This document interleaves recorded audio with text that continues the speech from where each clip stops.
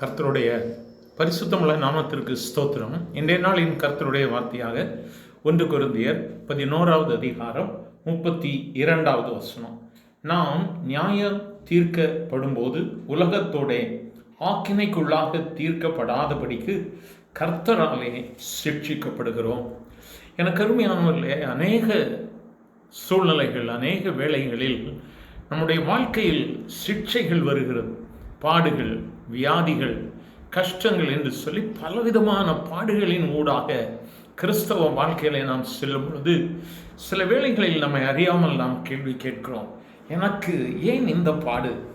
எனக்கு ஏன் இவ்வளோ பெரிய கஷ்டம்? எனக்கு ஆண்டவர் இதெல்லாம் பார்க்கலையா அப்படின்னு சொல்லி நமக்குள்ளாகவே அநேக காரியங்களிலே நாம் கேள்வி கேட்கிறோம். ஆண்டவர் மேல் உள்ள அவிசுவாசத்தில் இல்லை, ஆண்டவரை நான் நம்பி இருக்கிறேன், அப்புறம் ஏன் எனக்கு ஒரு விடுதலை தரலன்னு சொல்லி கேட்குறோம். ஆனால் இந்த சிட்சைகள் எதற்காக? உலகத்தோடே ஆக்கினைக்குள்ளாக தீர்க்கப்படாதபடிக்கு கர்த்தர் நமக்கு சிட்சைகளை அனுமதிக்கிறார்.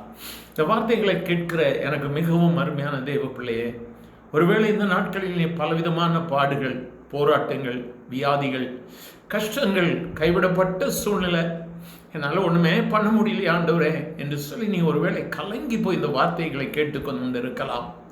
என் வாழ்க்கையில் மாறி மாறி போராட்டம், அடுத்த நாள் மாறி மாறி சிக்ஷைகள்.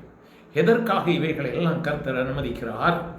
நாம் ஆக்கினைக்குள்ளாக தீர்த்து விடப்படக்கூடாதபடிக்கு நாம் கர்த்தரோடு கூட நித்தியமாய் அரசாள வேண்டும் என்பதற்காகத்தான் கர்த்தர் நமக்கு இந்த காரியங்களை அனுமதிக்கிறார்.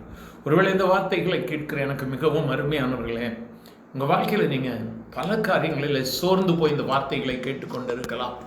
ஒருவேளை வியாதியில் இந்த வார்த்தைகளை கேட்டுக்கொண்டு இருக்கலாம்.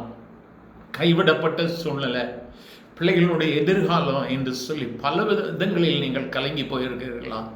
ஒன்று மட்டும் நிச்சயம், நம்மை பெயர் சொல்லி அழைத்த நம் ஆண்டவராகிய என் ஆண்டவராகிய இயேசு கிறிஸ்து அவர் ஜீவிக்கிறார். அவர் நம்மளை ஒருபோதும் கைவிட மாட்டார்.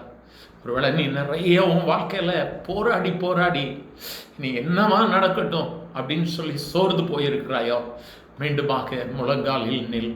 மீண்டுமாக ஆண்டவருடைய சமூகத்தில் போய் கேள், ஆண்டவரே எனக்கு போதும் ஆண்டவரே, நான் இனி கேட்க மாட்டேன், இந்த சிட்சை இதுக்குன்னு கேட்க மாட்டேன், ஆனால் எனக்கு தைரியம் தாங்க, பலன் தாங்க. நான் இந்த சமுதாயத்து முன்னாலே எழுந்தும்பி நிற்பேன். நான் எல்லார் முன்னாலேயும் இயேசுவின் பிள்ளை என்பதுக்கு நான் எழும்பி நிற்பேன்.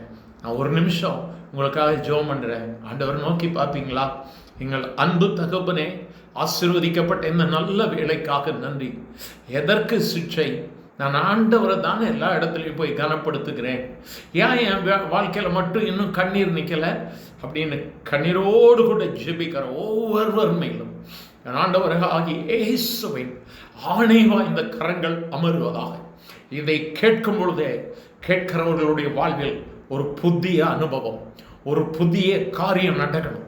இன்னைக்கு ஆண்டவரே, அவனுடைய எதிர்ப்புகள் முறியடிக்கப்பட வேண்டும், அவனுடைய கண்ணீர் தீர்த்து விடப்பட வேண்டும். Yes, this is the day that God is going to answer to each and every one of the individuals. Thank you, Jesus. Thank you, Lord. உடைய நாமத்தை மகிமைப்படுத்தி உமக்கு நன்றி சொல்லுகிறேன். எல்லாருக்கும் நீங்க விடுதலை கொடுக்கிற தயவிற்காய் ஸ்தோத்திரம். இயேசுவின் மாறாதின் நாமத்தில் பிதாவே, ஆமென், ஆமென்.